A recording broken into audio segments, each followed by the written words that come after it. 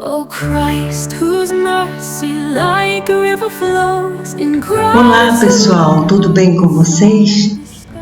Eu creio que sim, porque pela graça do Senhor nós estamos vivos. Vamos ler a palavra hoje? A leitura de hoje será no livro de 1 Crônicas, capítulo 9. Vamos começar então.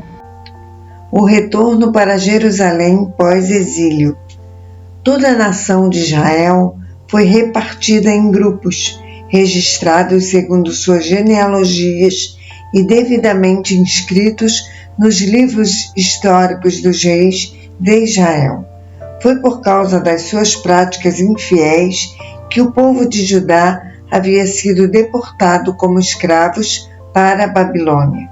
Os primeiros cidadãos de Israel a voltarem e se restabelecer em seus territórios e propriedades foram algumas pessoas do povo e alguns sacerdotes, levitas e servidores do templo. Uma parte do povo de Judá, Benjamim, Efraim e Manassés habitaram em Jerusalém.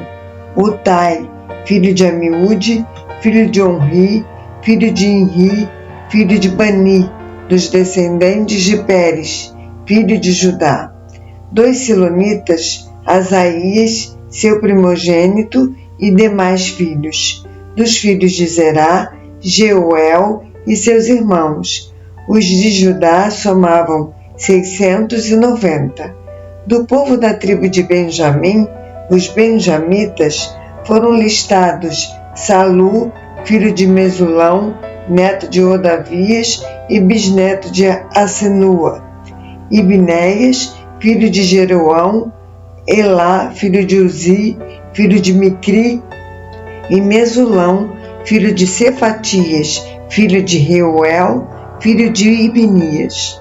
Da tribo de Benjamim, relacionados em sua genealogia, eram 956. Todos esses homens eram chefes de suas famílias. Dos sacerdotes, Jedaías, Jeoiaribe, Jaquim, Azarias, filho de Uquias, neto de Mesulão, bisneto de Zadok, trineto de Meraiote e tetraneto de Aitube, o chefe e responsável geral pelo templo de Deus. Adaías, filho de Jeroão, neto de Pazur e bisneto de Malquias, e Masai, filho de Adiel, neto de Jazera, bisneto de Mesulão, trineto de Mesilemite e tetraneto de Imer. A soma do número de sacerdotes, que eram também chefes de famílias, chegou ao total de 1760. Eram homens ilustres, competentes para realizar todos os serviços necessários no templo de Deus. Dos levitas foram listados Semaías, filho de Assub, neto de Azricão e bisneto de Asabias, dos descendentes de Merari. Baquebacar, Eres, Galau e Matanias, filho de Mica, neto de Zicri e bisneto de Asaf. Obadias, filho de Semaías, neto de Galau e bisneto de Jedutu. E Berequias, filho de Asa e neto de Eucana, que vivia nos povoados dos netofatitas. Os sentinelas e guardiões dos portais eram Salum, o chefe, Acube, Talmon, Aimã e os irmãos deles. Desde aquele tempo até nossos dias, membros dos seus grupos de famílias têm sido os guardas de honra do portão do rei, que ficava no lado leste do templo. Antigamente, eles eram os sentinelas e protetores dos portões dos acampamentos dos levitas. Salum, filho de Coré, neto de Ebiasaf e bisneto de Corá, e seus parentes, os coreitas, guardas das portas encarregados de guardar as entradas do templo, como os seus antepassados tinham sido responsáveis por proteger a entrada da habitação de Iavé, o arraial do Senhor. Naquela época, Finéias, filho de Eleazar, era o chefe desses guardas dos portais, e o Senhor estava com ele. Zacarias, filho de Beselemias, era o guarda responsável pelas portas da entrada da tenda do encontro. Todos estes, escolhidos para servirem como guardas das entradas, foram 212 guerreiros, contados por suas genealogias nos seus povoados de origem, fiéis designados por Davi e o profeta evidente Samuel. Eles e seus filhos haviam sido encarregados da guarda das portas do templo do Senhor, isto é, do templo conhecido por tenda. Os porteiros estavam nos 4 lados, no oriente, no ocidente, no norte e no sul.